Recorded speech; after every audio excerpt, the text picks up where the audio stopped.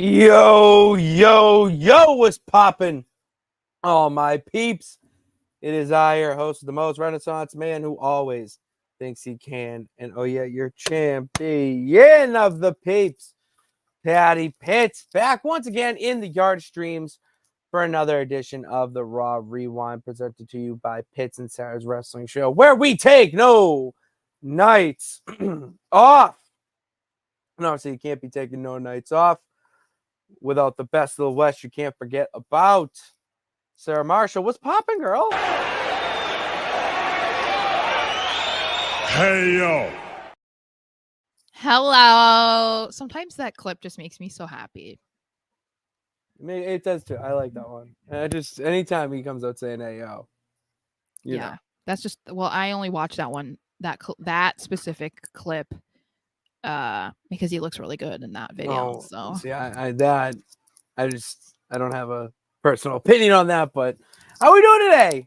How are we doing on this fine ass Tuesday? I don't know if it's fine, but busy. Very busy day. Why not fine? Because I don't know. Another word. What would be another word to describe it? Use an adjective. Mediocre. Oh, really? It's been a long day. I did not sleep really at all, and I was working from 7:30 to nearly 3:45 and barely moved. So it's just a lot. You got to move the legs of yours. I barely did that. So all I did today was active. Run around the floor. Serving the great people of Boston. It's great. It's great serving the peeps, and I did it in my city, and now I'm bringing it to my virtual world here. My virtual peeps, my wrestling peeps that I love and adore so much. I think, Sarah, you can say that you love and adore them as well, because they are the reason that we have over 2,000 subscribers right now. Number keeps on growing. Thanks to you guys. Tell your friends. Tell your family. Our boy Dickie, a loyal peep. Raw was great again. I thought it was a good show. I was very pleased. I was very pleased with it. Livdom are so hot. You're damn right. All right, Johnny. They are hot. Their chemistry is like crazy. Fuego. It's like too good. Well, and that's the thing is like I kept seeing people being like, "Are they together? Like this is so inappropriate." And I'm like, "Okay, but other than the ridiculousness of those statements, right? The reason why they are the way that they are is because they're supposed to be the complete opposite type of couple that Dom and Rhea were. So that's the thing that like people are not understanding. Like, yeah, they're lovey-dovey and like touchy and like whatever. Yeah, because did you ever see that happening with Dom and Rhea? No. Like the biggest thing that like ever happened was her licking his face, and that was like 3 weeks ago. So it's like, come on, guys. Like, stop trying to make this into some sort of like controversial, cringy thing. It's like their story is so good right now. Just let them be hot for your entertainment. Just like let them be hot and sexy and stuff, Just let them be sexy. Just let sexy be sexy. Let sexy be sexy. Is gonna be my mantra for 20. Let babes be babes. That's my mantra for 2024. The rest of it. Don't be mean to daddy and mommy. Just let sexy be sexy. Yeah, that's a great quote out of you. What's up, David? Great to see you. And Jay, I know that Sarah's not going to agree with this, the latter of that, but I do agree that maybe Dom should win it. All right, which we're going to discuss. Well, I don't see Dom going against Braun Breaker, but I wouldn't care if Jay won because he's going to lose. So, he is. Whoever goes against Braun Breaker is losing. So that's the thing. If Jay's the winner, I'm going to hate it, but he's going to lose. So I love it. Yeah. And it gets Rikishi to shut up, right? Because like he's like threatening that Jay's gonna go to AEW. Bernard, I'm gonna get to your comment, Bernard, but I want to bring that up. I was gonna wait, but I am gonna let off some steam here because this really irked me, and I gotta get the champ's gotta get this off his chest. Oh geez. Okay. So Rikishi says those comments on the Over the Top pod of whatever his podcast. I don't know. It's his podcast. Yeah. His podcast about how his son needs to be booked more. And that he should just be taking time away. Just checked And off TV. there's other places. There's other places, whatnot. Okay. Do we not one understand that he is probably the most over face on the no, it's not even close. He's the most over Yeah, face. it is close. I would definitely argue that like LA Knight is more over, Cody Rhodes is more over. Okay, we're talking on Raw. We're talking Raw. Seth Rollins might be up there. Not on television right now.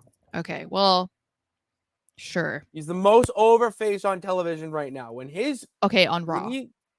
Correct. We're talking about Raw. Okay. Television, Raw, tomato, potato. He comes out and the crowd goes fucking ballistic.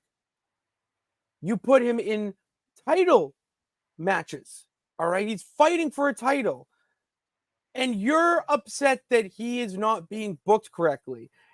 At this point, you're asking him to basically win the title, and that's just not going to happen. You're not getting that. This is just to launch him so that he can legitimately be main event Jey Uso by fighting for these titles. And then he's going to have to get pulled into the side quest that is the Bloodline Civil War at some point. He needs to do something before that. Why not have him fight for the championship to legitimize him? How am I thinking about this more logically and clearly than I'm not even kidding, a WWE Hall of Famer? Well, I think, I mean, I kind of just don't, I don't get it because he's been in WWE and it's like we've talked about this before. Stuff that Jey has done make him a Hall of Famer. There are things that he has done in his career, as a tag team specifically, that people don't accomplish in a 20-year career, So he main evented night 1 of WrestleMania. He was in a match against his brother a year later. Like, these are things that don't just happen. He's they're part of the longest reigning tag team champions ever. Like, I feel like he's gotten a lot of opportunity to do things that are really cool and really memorable, while you can definitely argue like, okay, well, I wish that we could see more from him as a singles wrestler. That's fine, but I also don't think the plan was ever to keep him and Jimmy apart forever, and he has had a match against Roman Reigns when he was champion for nearly 4 years. He's now in an intercontinental tourney. He was in King of the Ring. Like, what else? What are we doing? He's getting on TV way more than other people. So I'm like, it's just very confusing. And then throwing in the line as if like, oh, well, he can go somewhere else. It's like, Jey told you already to shut up. So like, why are you still talking? It's like, if this were the old regime, if this were like Vince McMahon and stuff, this could be a much bigger issue. Because they would think that he was echoing things that Jey was saying to him. And that's why he was saying it. I don't think that's the case. I feel like Rikishi might be just trying to be somewhat controversial or just speaking from a dad's point of view. From the heart, Sarah. But it's like, if you are an avid wrestling fan, even as a dad and a former wrestler yourself, you watch the product every single week, you would know that it makes literally 0 sense for Jey to be involved in the World Heavyweight title picture right now. He got his World Heavyweight title match. He got it. It doesn't make sense right now. No, he got his match. And the icing on the cake, and this is where I'll stop the conversation. Sarah, who has the number 1 best entrance according to WWE's YouTube right now? I don't care because I already know who it is, but I don't agree. Oh, that's fine if you don't agree. I don't agree either. It's exactly. But that's just to hammer home my point even more. Yeah. That maybe he's doing a little bit better than you think. Yeah. He's doing great. Yeah. All right, Sarah. Well, and selling t-shirts up the yin yang too. I have a Yeet sweatshirt next to here. I'm not going to show it. But it's, what? Fuck it. I'll show it. It's like in this, what? No, it's dirty. No, you don't need to see the file. It is, but it's in there. It's in the bottom. Fall's coming. I just went on a big rant about how over he is. I'm gonna wear the sweatshirt when it gets time for that weather. All right. I've done my rambling here. Sarah, just kick us off and put us back on the road to rewinding Raw, please. Okay, so Yes. the new Yes. Judgment Day, and I would really prefer if people stopped referring to them as like Timu Judgment Day or Budget Day, that kind of stuff. To me, it's so annoying.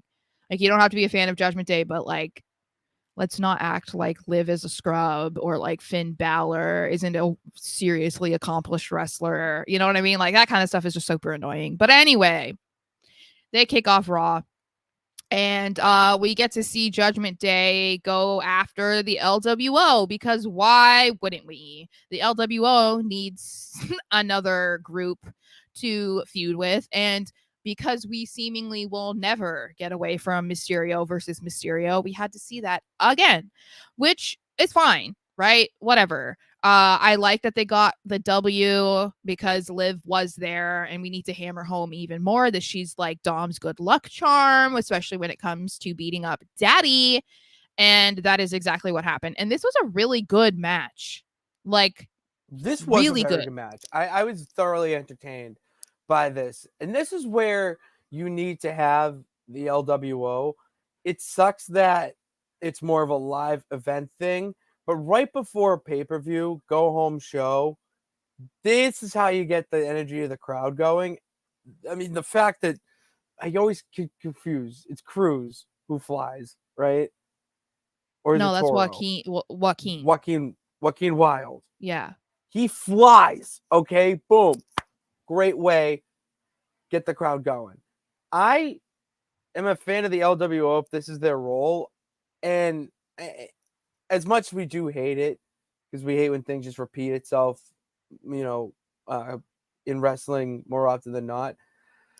But we're gonna just see the Ray Dom thing intertwine until Ray hangs it up, and it's a classic, not instant classic. It's a classic that you can just pull out, you know. So Yeah. I Well, it started. It made them hot. They deserve to win. I like how they will, and I like how they won too.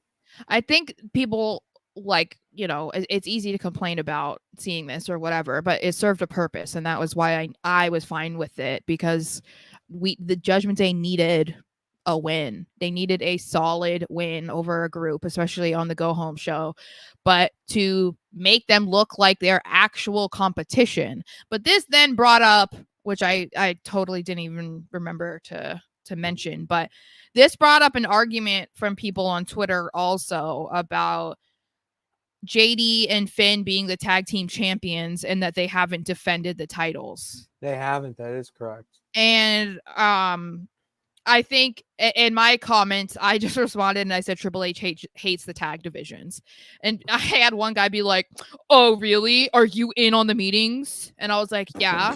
And he was like, "When?" Yeah. What do you mean? We're on. I was like, "Earlier today." And he was like, "Oh, so you're just a liar?" I was like, "Yeah, no, I was totally there." No, but like, based on what we've seen, the tag team divisions are not prioritized under the Triple H regime. They're just not. Even though he did introduce the world tag title, so there are tag titles on both shows and they're brand new and they're on each brand. We haven't seen him put much effort, or the creative team have not put much effort into strengthening the tag team divisions or making people like want to see them, even when they put on banger matches like this.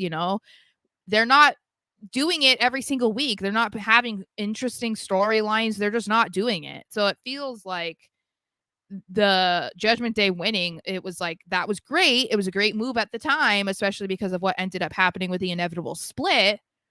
But it kind of falls flat when you then don't have them do anything since becoming the champions. Like, yeah, to me, it's just using the tag team championships to legitimize Judgment Day, like give them gold, to legitimize the entire faction. And that's it just it sucks, but it's kind of a casualty in this whole story, where are you really upset about? Like, is it really going to the wayside? No, it's just kind of being put on pause. I just don't see it being that big of an issue because of this storyline right now with setting up Finn and Damien, because that's all That's all this is building to. So when you have Damian versus Finn, he obviously can't be a tag team champion. So it's just building to that. I see the vision to the point where it's just I'm okay with it. Yeah, I'd love to see other tag teams on Raw. Like I'd like to see the Creed brothers the tag team champions, but you have to you have to let it play out first before you can get there. Well, I think also people need to remember that the Judgment Day are not in charge of their booking. So if Correct. they aren't agree defending also. the title and for some reason that gets people angry at them as if they're in charge of like making their matches, that's not the case. But yeah, I assume that they'll lose them eventually, which, whatever. But we also then see after the match, the Judgment Day decide that they want to wreak havoc on the LWO after they get the win, which then prompts the Terror Twins to come out and just dominate Carlito and poor JD. And that has Liv, Dom, and Fergie watching after they ran away, basically. So if you ask me, I hated this. And I've said this already for weeks. I hate this because I still think that you're making the Judgment Day look weak. I just don't understand the idea behind having Rhea and Damien completely obliterate them nearly every single week. And then we're supposed to believe that this is going to be an actual competition for them at Bash in Berlin. Or once we assume that we get Liv versus Rhea, Finn versus Damien at Bad Blood, that we're supposed to act like Finn and Liv actually have a chance. Because based on what we've seen, they don't. None of them have a chance. They can't take down two guys, two people, so that's the part that frustrated me because it just doesn't make any sense. But based on what we saw, because you could say, the Terror Twins were standing tall in the Go Home show, but technically Liv and Dom were not the ones beaten down, so they weren't like standing tall, but they weren't beaten down either. To me, this feels like the thing that makes the most sense is that the match at Bash in Berlin goes on for a while but ends in a DQ. I feel like to me they're not making it seem like there's any way that Liv and Dom could win, and it seems too obvious for the Terror Twins to win. You know what I mean? So I feel like the easiest thing to do would be, okay, Carlito's going to get involved, Finn's going to get involved.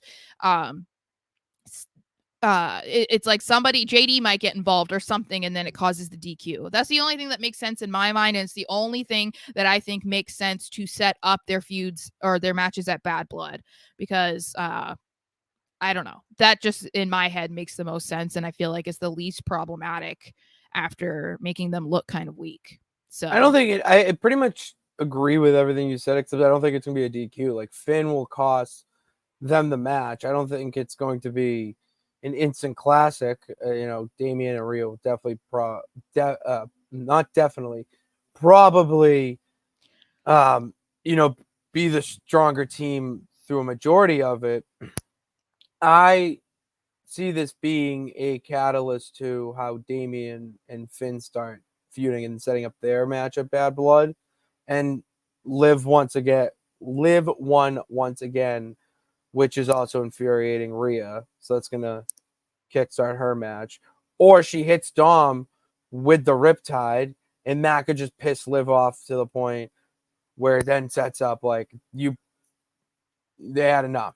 You know what I mean? So I yeah, mean, I the only result I will be really pissed off with is if Rhea and Damien win. It just doesn't make sense to I me. I don't get it. well, yeah. I mean, I guess that could. I feel like there needs to be something else to happen, especially for Finn versus Damien, because as of right now, you kind of have already forgotten about that at SummerSlam. Like the World Heavyweight title and Damian Priest are like so far apart right now that you don't even remember that he lost it because of Finn. Like they're not talking about that anymore because it's like it might have been only 3.5 weeks or whatever, but it's like we're already so far developed in a different part of the story, and the World Heavyweight title is so far removed from Damien that you kind of are like not. I don't know, that part is just like whatever, you're so focused on what they've been doing. So there's something I feel like has to happen where Finn gets involved or something to set up Bad Blood, because that seems inevitable. It feels like those are 2 matches and it makes sense for Bad Blood. Like it makes the most sense. Yeah, absolutely. Okay, so let's see. Richard says Rhea and Damien are winning. Rhea needs a title shot at Bad Blood. Pinning Liv will get that, sure, but she better not win. No, what? No. Rhea can't beat Liv for the title. No, but Rhea, I don't want Rhea to pin Liv. That makes Liv can't. I think Damien, or it's gonna be like if it is Damien and Liv or Rhea win, then Dom's getting pinned. I feel like you can't have Liv be the only champion and have her be pinned. You can't have her be pinned. That's not. That would be bad. You got to. Richard thinks people would complain if it's a DQ finish. I feel like it makes sense because I'm with them there. I'm saying I would understand. I would be fine with the DQ finish simply because I feel like it makes sense. But I understand people would be pissed about it.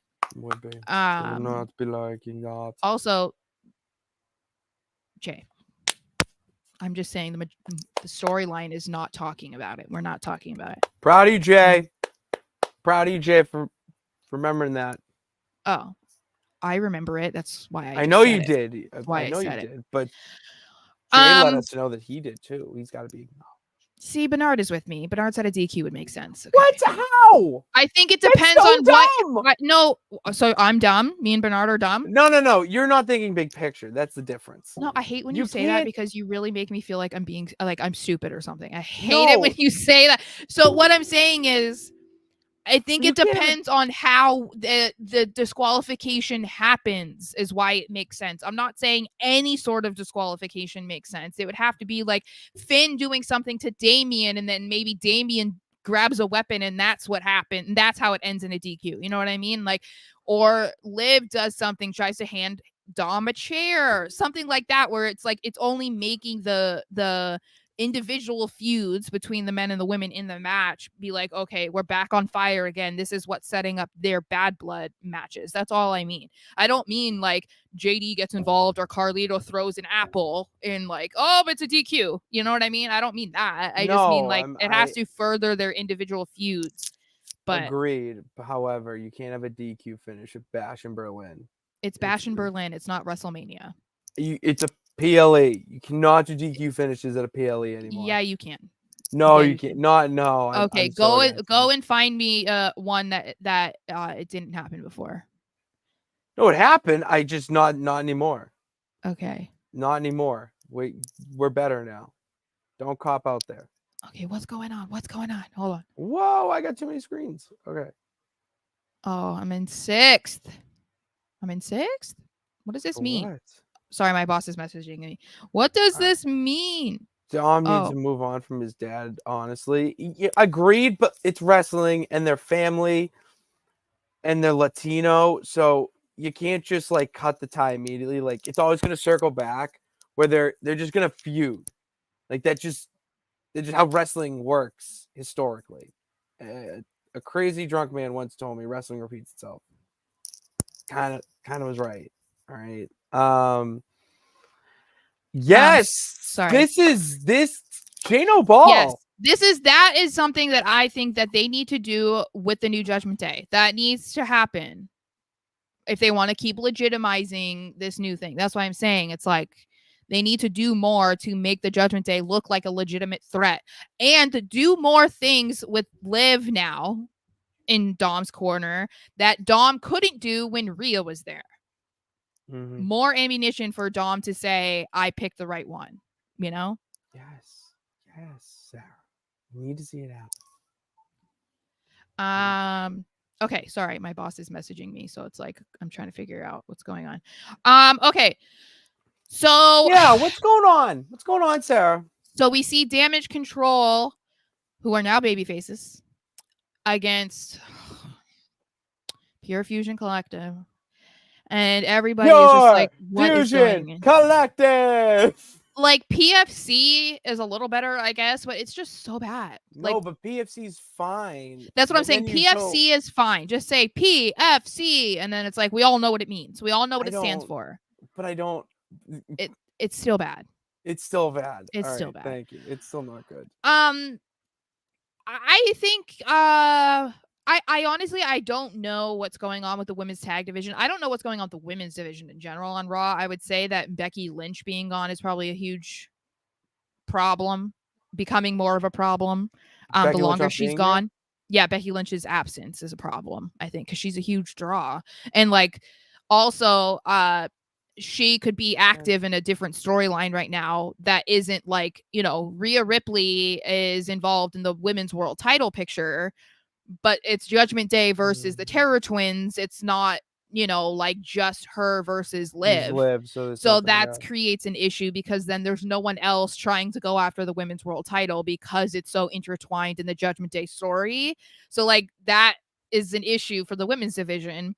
And then the women's tag team champions are on dealing with stuff on SmackDown as they have a match at Bash in Berlin. So it's like, I don't know what's going on and I don't know what to do to fix it because I feel like we've sat here so many times just going over ideas of how they could fix it or what would make it better or just even suggesting like put in more time and effort, like come up with better stories, but it's like it's just I don't know what to say at this point. I feel like if they can't do it, then there's nothing I could say to help them do it, Yeah, and I just don't care about the women's tag team on Raw because there's no teams.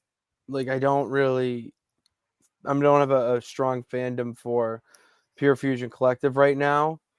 I really want the Electric Carnival, Caden Carter and Katana Chance to come back. I like that's what they're missing. They're missing a team like that it is a team.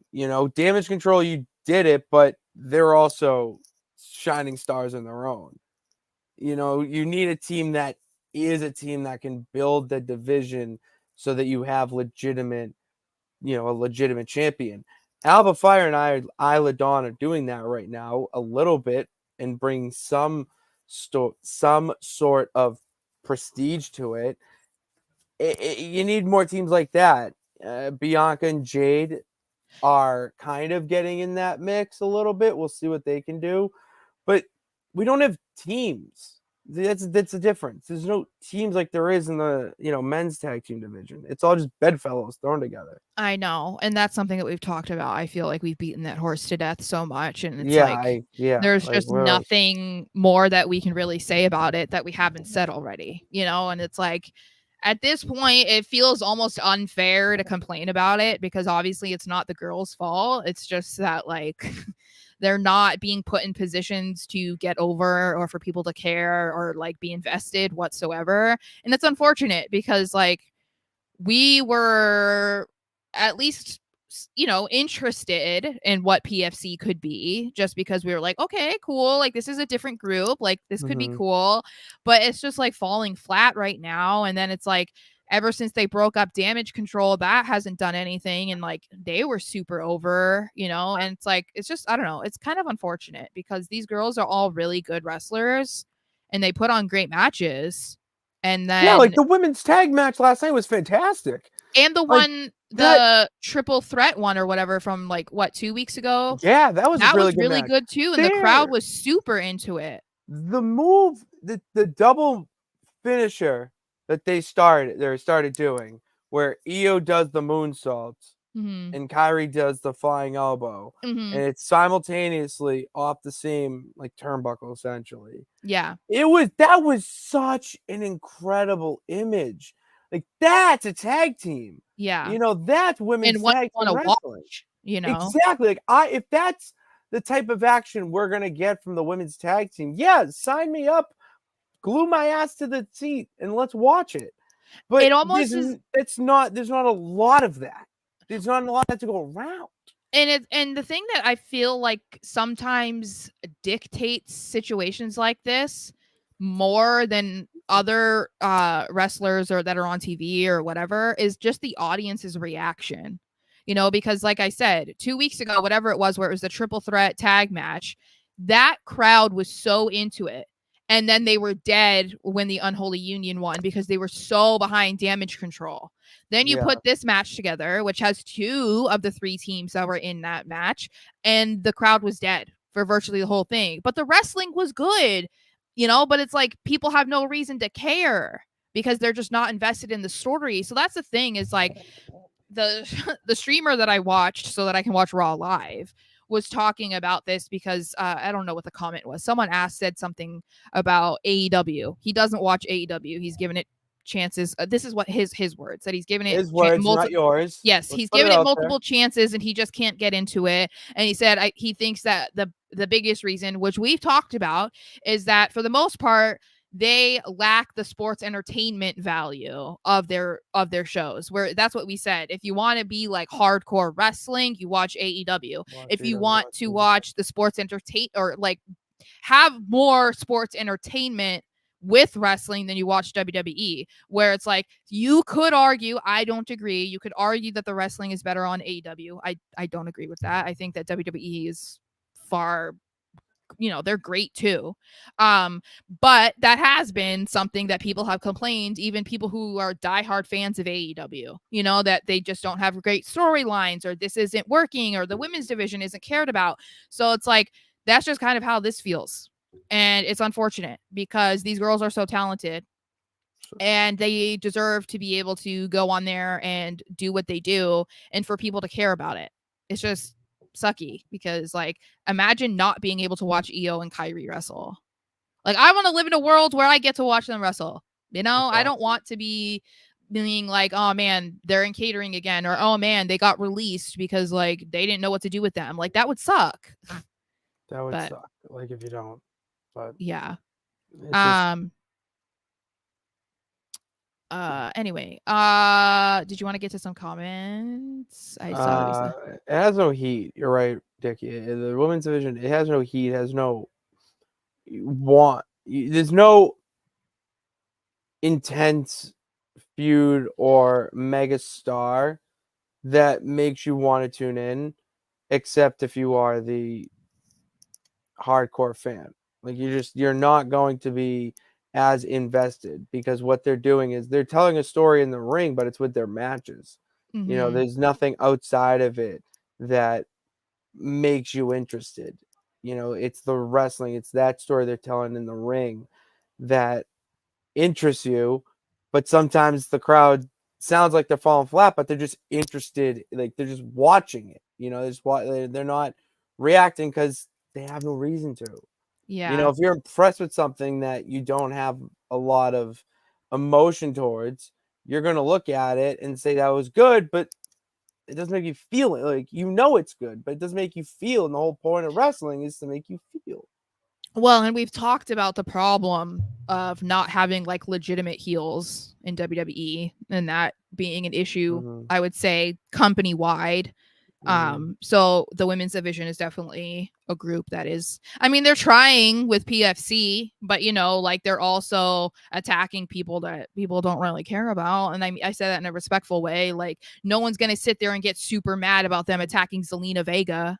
You know what I mean? Like, it would be different if they attacked like Becky Lynch. Like, that is going to draw more of a reaction. And I only say it's because she's at the top of the card, or like Rhea Ripley, if they went and just did that. And they can't, because that doesn't make sense right now.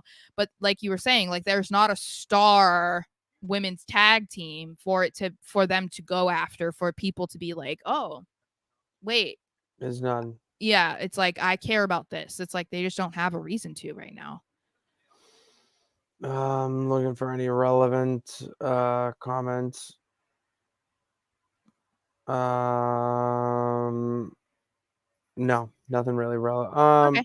No, this kind of is same sticky, but we're seeing the damage injuries can cause to a division. Too many popular names are hurt. They are. I also think this is evidence that they put too many of the stars on SmackDown. There's a reason why a lot of people are going to say that the women's roster is better on SmackDown. Yeah, because it has most of the top talent over there. And then when Charlotte comes back, she's supposed to be going to SmackDown. So that's like, it's Charlotte, it's Bailey, it's Bianca, it's Jade, it's Naomi. Like, there's so many stars. It's insane. Yeah, and then without Becky on Raw, I mean, there's Rhea and Liv. And they're carrying the division. They really Yeah. are. Where's Natty? She got re-signed apparently, but she's but where's Natty? I don't know. She might be doing overseas tours. I'm not sure. She was in that video package for overseas. That was a really good video package, by the way. Yeah, but even then, we're not putting Natty in top tier, like top stars. You know. But you can just throw in the main event and just it's like okay. I guess. It's like a breaking case for emergency, but like you can do it. Yeah. All right. No, so you're so wrong. I said, okay. I thought it was a question. I thought I wrote it as a question, but I didn't. Okay. So I have a reason. So I'll tell you that. I'll tell you why. Okay. Just give me a second. So Drew McIntyre comes out looking good, with his bracelet. Oh my God, that bracelet. And he's talking ish, obviously, to CM Punk, whose music plays. And I immediately was like, all right, this is either a fake out or he's going to sneak up on him, which we saw. He snuck up on him. He was hiding under the ring, and he has since posted video of him hiding under the ring. What do you mean? It was Instagram Live. It was amazing. Okay. I was watching the show, and I got a notification that CM Punk has gone live. And I'm like, wait, what is happening? So I tuned in, and I can listen. I'm listening to Drew McIntyre cut his promo through from my television screen, and I was like, this is awesome. It was great. Yeah. So, so that happens, and he just immediately comes in and just whips him with the strap. They kind of go back and forth, and Punk stands tall, correct? Would we say Punk stands tall? Okay. Which I thought was interesting because my prediction, which you'll find out tomorrow because we're doing the prediction show on Wednesday, not Thursday, is that Punk was going to win. This confuses me. This confuses me a little bit. But the reason why I suggest that this feud has gotten a little bit boring is because this keeps happening. This is just the same song and dance every single week. They come out, they talk, they attack each other. They come out, they talk, they set up a match. They come out, they talk, they attack each other. And I was just seeing people saying, like, this is the same thing that they're doing. Like, it's time for them to have another match. Like, I'm getting bored. And I'm super invested in this feud. I just think that there is an argument to be had that we need something to, like, spice this up. Because as of right now, because Punk's not there every single week, and then obviously they're trying to be careful with his wrestling schedule, and he basically is only wrestling at PLEs. There's nothing that, like, can spice things up. Like, okay, if Punk is in a match, like, Drew could interfere and do something, or, you know, beat him up backstage before his match or something to, like, add more layers to the hatred between them. It just keeps going like blah blah blah blah blah blah blah blah blah blah blah blah, and it's like, all right, there's only so many things that you can say that are different than what you said last week and the week before and the week before people are like, okay. I was a fan of this because it wasn't completely different from what he's been doing, but Drew really steered heavy into the skid of being like CM Punk, like mocking CM Punk. Everything from how he greeted the fans, what a time to be alive in Providence, Rhode Island, or whatever it is, I forget. Doesn't matter. The point is he pretty much stole his opening line verbatim. He's gave a bit about how he would shout someone, like he did the whole CM Punk to a T. It was awesome. And then he sits down and he just utters, "Do I have your attention now?" Yeah. Like that was awesome and stuff like that. I'm not saying you, I'm saying the stupid fickle pickles out there that every week want more when they haven't even got a taste of what is to come. And you need to pay attention to these details because that is what matters heading into the match on Saturday. Yeah. I mean, I think Drew is brilliant. So I'm not taking anything away from what Drew does. I can't say a bad word about Drew McIntyre on this latest run. I can't. There's nothing. I don't care if you're tired of his Twitter game, which he hasn't really been doing as much lately. But yeah, no, he's brilliant. The things that he's doing is just like so natural and it's so good. I do disagree. I think Punk is winning at Berlin. He doesn't need to win at Bad Blood. To me, it doesn't make any sense. Who won the fight? I forget who won first. It's Drew. Drew. Drew won. Yeah, but I'm saying, like, if we're gonna say let's say Bad Blood is the trilogy, right? So it's the final one. So Punk. I would go It Punk. can't be Punk. At Bad Blood, agreed. Oh, but the thing is, Punk needs to get back the bracelet. He can get back the bracelet from Bash in Berlin. That was the whole thing. They're playing for the bracelet at Bash in Berlin. What do you think of this match being the four corners? I don't love it. I hate it too. Why do we need to go that into old school? Like, I'm sorry. Like, I think that's the thing is, like, they're gonna learn the hard way that it was a bad decision. You know, because I think people are going to be into it, and it's probably going to be like a hot crowd because, hello, it's Germany. It's like not in the US. Strap match, yeah. But I do think that it might be a little bit more underwhelming than most would expect because it's CM Punk and it's Drew McIntyre, and it's like, you know, there's a stipulation involved. But I think, the like four corners thing and whatever, it's just going to be, I don't know. It's just kind of a thing that's like, this is why we don't do it that often or ever. You know, like, I think that out of all the stipulations that they could have used, like, I don't think this is the worst one necessarily. Like, I definitely understand why it's not a no DQ or, like, you know, it's TLC or, you know, I think, like, if anything, maybe Bad Blood could be like a Hell in a Cell, or it could be an Iron Man or something, right? I want Hell in a Cell. I know, but what I'm saying is like, I get why they're not doing that at Bash in Berlin, because, like, then that's like too much too soon, you know? Agreed. But yeah, I don't know about the strap match thing. That has me a little bit concerned about how this is going to be. So, Sarah, I think we have a celebrity in our chat because Mr. Anderson is not Mr. Anderson. Oh my He's God. Vince Russo. Bracelet on a pole match. Yeah. No, the bracelet is hanging in a cage in the center of the ring above the middle of the ring. And bracelet in a Shark Tank. Yeah, it's like fighting for the custody of the bracelet. Oh my God. Like, fucking. What if? Can we get rid of? Actually, fuck it. I love on a pole. I'm a sucker for on a pole match. What if? Fuck you. Punk wins. He gets the bracelet, but it's actually a fake one. What if Drew like made a replica of it and it's not the actual bracelet? Oh my God. Yeah, it's like not the real one. Oh my God, that's so funny. Anyway, I saw that. Moving on. That was a good one. Okay, so the IC title #1 contender tourney kicked off this week, and the first match was Jey Uso. I can't even remember, honestly. Jey Uso, Kofi Kingston, and Karrion Kross. There we go. I think everybody knew Jey Uso was going to come out the winner of that one. You couldn't. Yeah, there was no shot he was losing that. I'm sorry, Rikishi. And then the next one was Pete Dunne versus Xavier Woods versus Bronson Reed's next week. Who was the third? Why am I friggin' forgetting? I can't remember. The Miz. Yes. And Pete Dunne won. Pete Dunne. I'm sorry. Every time I hear someone say Pete Dunne, I'm like, you're saying it wrong. Okay, hear me out. Okay. Did you have any emotion that you wanted Xavier Woods to win this? Okay, so when I was thinking about who I thought could win, I was like, all right, they might have Pete Dunne win just because they're like trying to push him, you know, right now.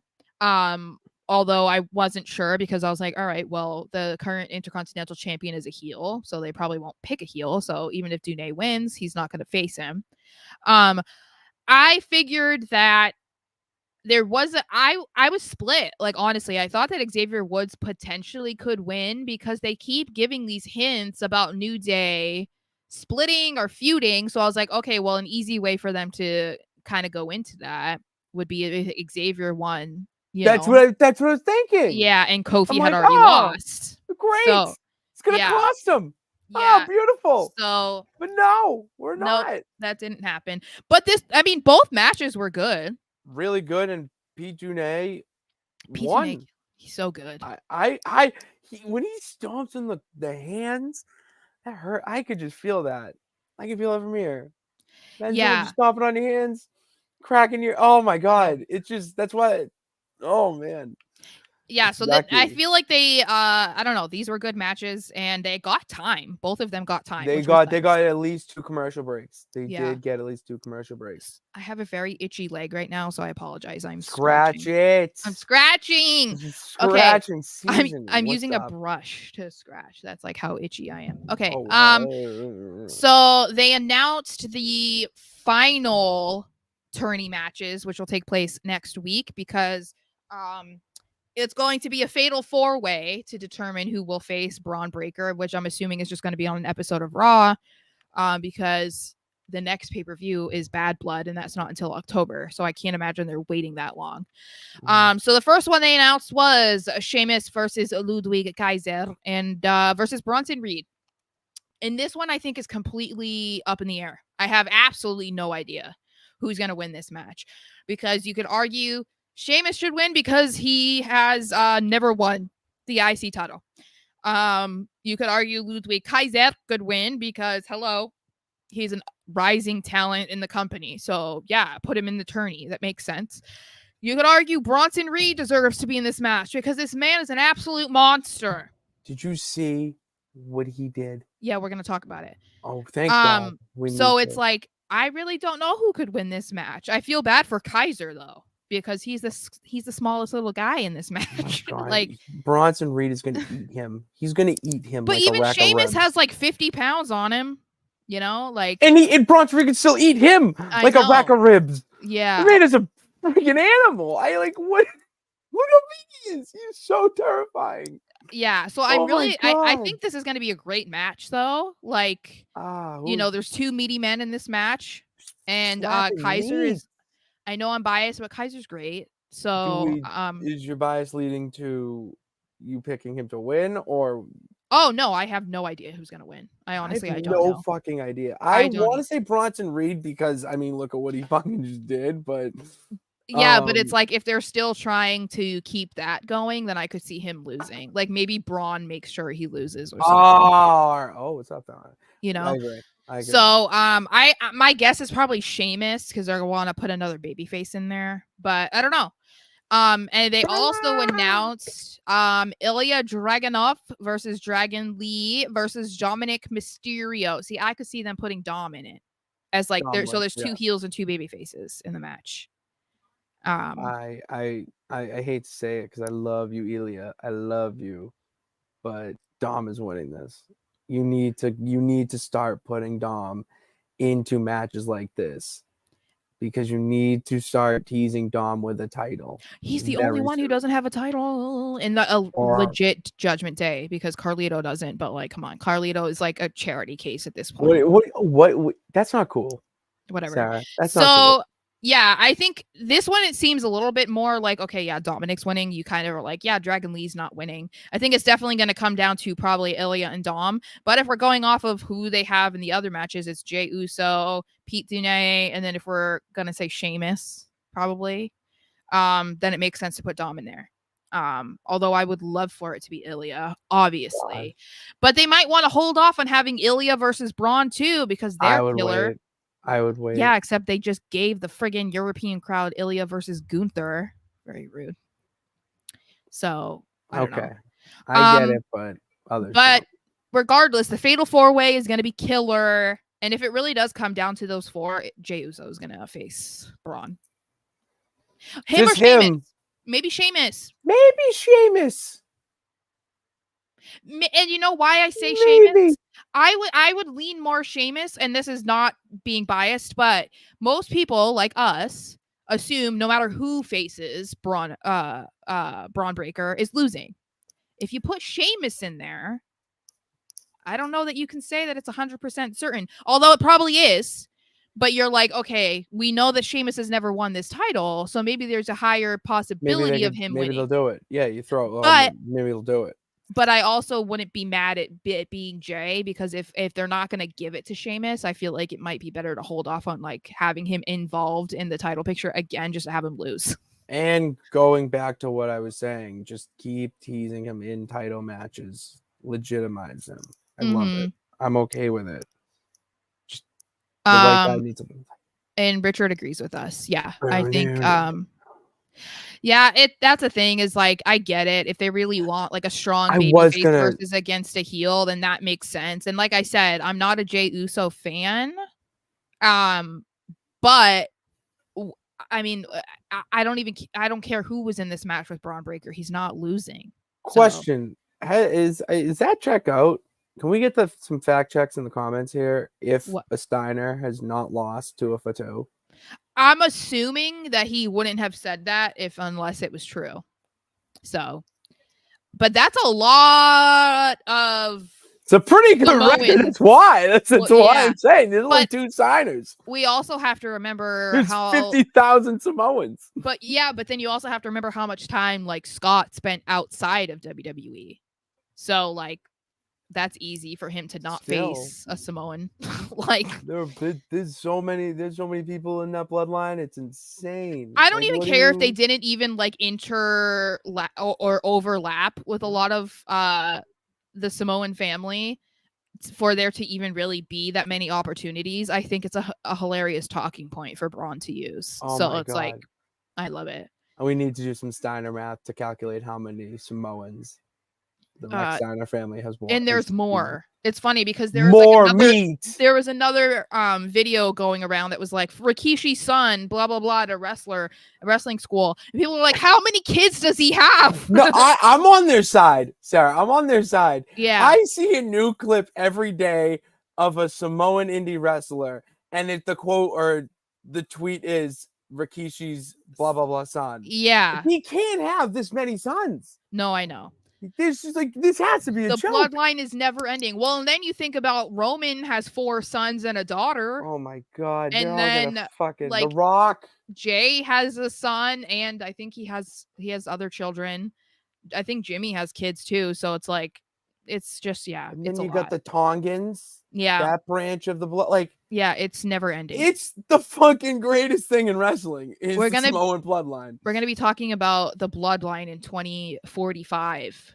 You know, I can't wait. I can't wait to be interviewing the grandson of Jay. So, so we finally get to Bronson Reed versus Braun Strowman, and as I said, this was a masterpiece of meaty men. Because you know what? You know who was excited about this match? Me and Pat. And you know who are big fans of Bronson Reed? Me and Pat. You know who I've been telling you all to pay attention to Bronson Reed? Me and Pat. So this, I'm just saying, I'm not saying that we're the only ones saying it, but we're kind of up there. So, okay, meaty man matches are generally pretty good, unless you look in the Vince McMahon era and you're talking about like the Big Show versus the Great Khali. Then you're watching like prehistoric footage of dinosaurs or something. But because they barely move, it's like yeah. But I love what they did in this match. I was obsessed with it. I was sitting there with like my hand over my mouth. Like I could not believe the things that they were doing. And I don't even know what to say about it because Bronson is an absolute beast. I mean, Braun gets credit too, obviously. Yeah, this is sorry, Braun. You're not the cover conversation right now. But it's the man of the hour. Bronson Reed is incredible. And it's insane to me because we have talked about all of these like random times over the last year or two that it's like, oh, okay, Triple H is putting focus on Bronson Reed again, but it's like for a month and then it's down, like it's dead, and then he comes back and then it's dead again. This past month of the stuff they've been doing with Bronson Reed is the best stuff they could have had him doing. He's so over. People hate him. And people are terrified of him. This made it worse. This man did a tsunami off of a concrete wall onto a Chrysler 300.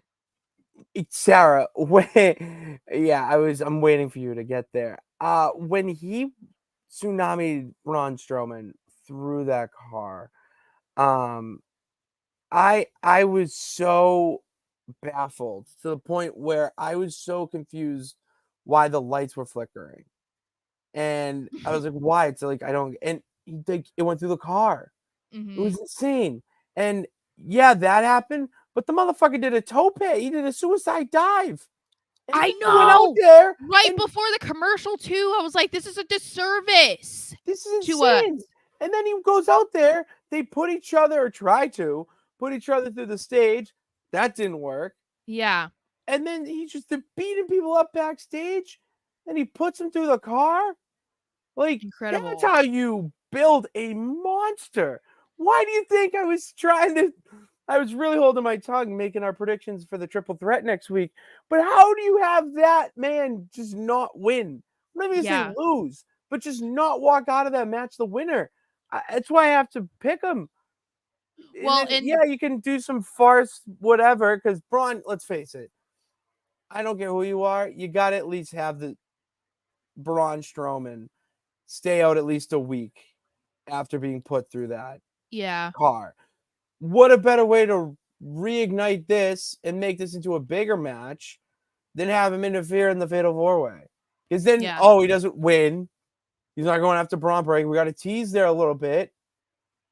It's unbelievable. Bronson Reed, great job. Well, I mean, other than my initial reaction to Bronson Reed doing this, it was also a reminder to me of how easy it is, or how easy it should be, for wrestling companies to put together big meaty men matches and have people want to see it.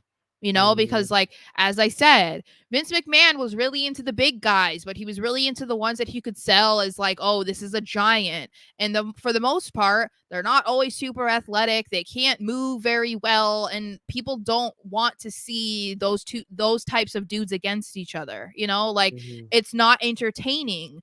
But then when you see, like, who would have ever guessed that a man of Bronson Reed's size could do a suicide dive through the top and middle rope?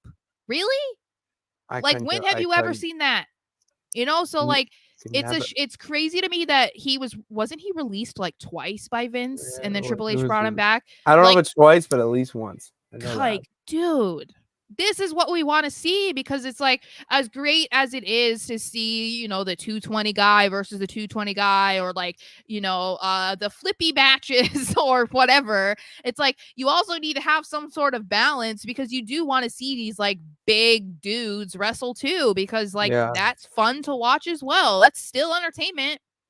So shout out to them, because this was killer. This was really good. That was an unbelievable match, guys. Yeah, and Braun was released as well. Yeah. He liked big guys who couldn't wrestle. Braun, The Undertaker, Kane, and Big Show were the exception. True. Yeah. I feel bad for the owner of that car too. Bernard. What do you mean? It was Corey Graves. Did you not hear commentary? I swear that was his rent-a-car. It was a Chrysler 300. I swear to God. I love that detail. I love the detail there.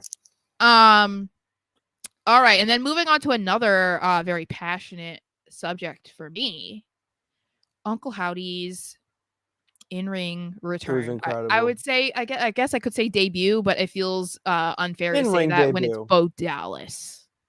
I would say it's return for the first time in 6 years, which is insane. So we got the question answered right away. He wrestled in the mask. He wrestled with the wig, and but they're doing the human element, because we saw that it was very clearly Bo Dallas. We knew that that's who it was, which I think that was maybe a flaw that people would say that they had with like the Fiend and whatever, because we were kind of supposed to believe that he wasn't human, and that's why some people just couldn't get into it. And so I do like that they're not going that route with Uncle Howdy. But I'm like, I was trying to think of like how I wanted to talk about this, because like there was just so many moments of this that I was like in awe of what was happening, because Bo has not been wrestling since 2018, 2019. Did you get any indication of that in this match? No, not at all. Especially the way he was selling, and It takes two to tango. Yeah. The spot that sticks out to me was when he is taking the super T-bone suplex Mm. and how gracefully he just took it. Like, Yeah. no, it just He's such a good someone who has seller. not been in the ring actively wrestling for that, that time should not be executing that as well as he did. I mean, the man just has it. And I'll even go back a little bit to the video vignette Mhm. before their match to hype it up. I, I have not been as captivated into anything that resembled Bray Wyatt or anything of that manner since obviously his passing. And Bo, I mean, he just picked it up and he really is knocking this role out of the park. He Yeah. really is. I mean, to the little detail, I don't know if you caught this in the entrance. His when he walks out, the lantern's already there Mhm. and he picks it up. Mhm. I don't know if you catch that symbolism, but he's not supposed to carry it. Bray did. Mhm. And then him picking it up is symbolic, like he's going to keep it going. Like Mhm. that, like little details like that make this so good and so rewarding for the fans that it takes it to a whole nother level where every little detail matters. Well, and then he fills the matches and whatever moment he has on screen with like these little Easter eggs or like call outs to Bray and Brody. We got the yeah from him. Oh We got yeah, the upside down on the turnbuckle in the I corner. thought that was awesome. Um, the sister Abigail, everything. Like I don't know. As I like it was just so good. I'm so happy that it's going this well, and I'll say that every time we talk about it because I'm I wasn't super optimistic about how this was going to go just Oh because of yeah, the way that the fans could perceive it or how they were going to react, but it's like they eat it up the second you hear that piano key. Like imagine a piano key hyping a gone, crowd. You know what I mean? gone. And immediately, I don't know if I saw some people say that they could match this with me on Twitter. It makes me emotional. Like every time. Yeah. It's just like the music, it's Bray Wyatt's music. The way that Bo is just so flawless in what he's doing right now, it's like it makes me emotional. It's like seeing how like almost therapeutic this is for him and always Oh just yeah. showing uh his love and admiration for his brother like in these moments, which he always does after the matches and stuff like that. It's just like, oh my gosh, like how could you not be emotional, you know?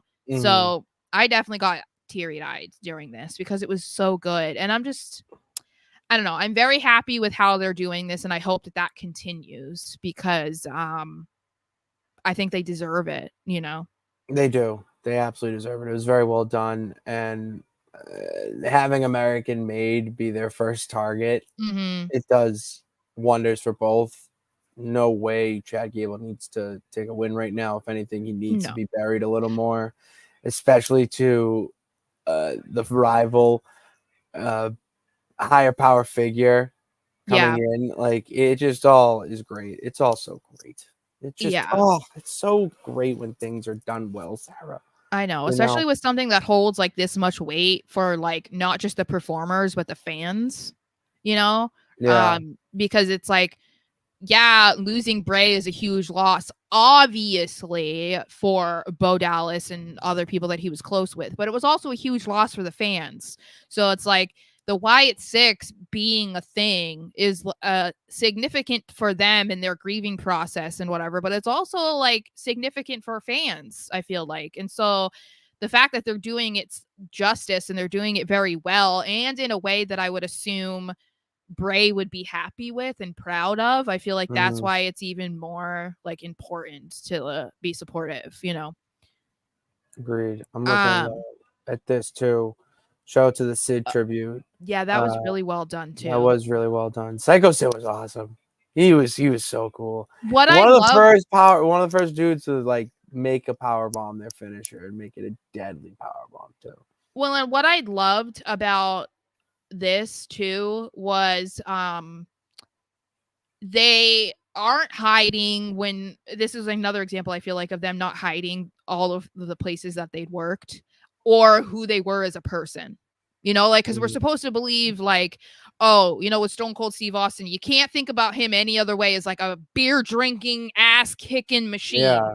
But it's like, but then it's like okay, well, what about knowing him as a person? Maybe he's like a super teddy bear type of guy, or like when people talk about Mark Henry, he's a very intimidating figure, but he's known as a teddy bear, just like such a nice guy. And they were making sure to like reiterate that when they were talking about Sid, because it was like that was such a huge part of who he was and how people remember him. So I thought that was cool because it felt more authentic in paying tribute to him than like a production, if that makes sense. Like it didn't feel manufactured or like trying to keep kayfabe or whatever. You know what I mean? This felt like genuine. So I thought that was cool, especially on such short notice. You know, I felt like they did a pretty good job. Yeah, they really did a good job with the vignette. It was, if you don't know who Sid is, go check out his matches. The one I would say for you to check out is the WrestleMania 13 main event. He faced The Undertaker, so that's a spoiler right there. But still, hell of a match. Yeah, so I won't talk about that. Do we want to talk about this last thing or no? We can just bring it up. Because I kind of don't feeling it anymore. Yeah, we can move it for Thursday. We can tease thieves for Thursday. I'll leave it in. You know what? Leave it in here. I'll copy and paste it. All right.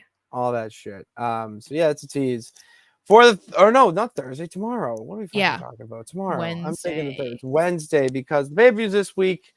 Bash in Berlin. We're bashing in Berlin on Saturday. No Mercy on Sunday too, Sarah. The WWE weekend. WWE filled weekend on Labor Day.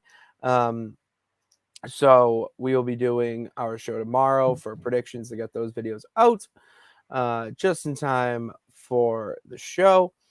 Same time, different day. But we'll be here tomorrow, 7 p.m. And if you're not doing anything in the next 30 minutes, watch me play video games in the favorite Madden League, twitch.tv/Nonsense Sports Network. I'm playing, Bernard's in it, I'm pretty sure. He's in the chat. Playing a good pal over there. So, yeah, we got that. I'm talking about subscribing to things. I don't need you to subscribe. You're already here. Hit that subscribe button and bell notification to know every time we go live. So you're reminded will be on tomorrow, 7 p.m. and no show on Saturday, obviously, because of the Bash in Berlin. And then follow us on all social media platforms that are in the link. The links are in the description below. And that's all I got. That's all we got for you. We'll see you tomorrow. Thank you guys for tuning in. God bless. Remember that you can do it. All you got to do is try. We'll see you tomorrow, bitches. Yeah.